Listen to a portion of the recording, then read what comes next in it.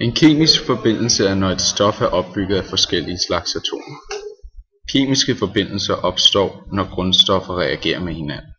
Når grundstofferne indgår i kemiske forbindelser, får de tilsammen som regel helt nye egenskaber. Vand er også en kemisk forbindelse. Et vandmolekyle er opbygget af 2 hydrogenatomer og 1 oxygenatom, og vi kan skrive den kemiske formel for vand på denne måde, som ses på billedet.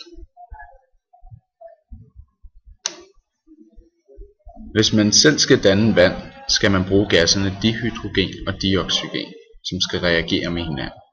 Så sker der en eksplosion, og så får man vand. Reaktionen kan beskrives med reaktionsskemaet på skærmen.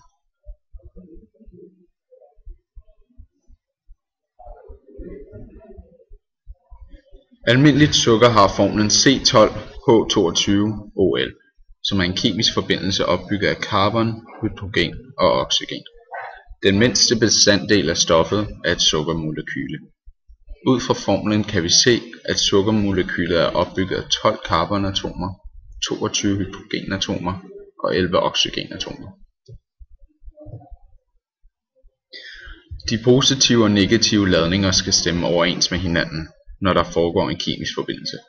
Dette kender vi fra almindelig køkkensalt, som jo består af natriumklorid, hvilket er en kemisk forbindelse mellem natrium og klor, hvor natrium er positivt ladet og klor er negativt ladet.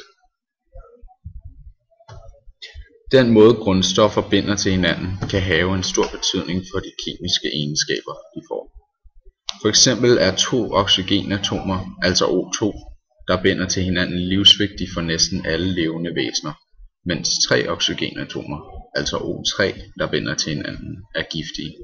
O3 kaldes for ozon.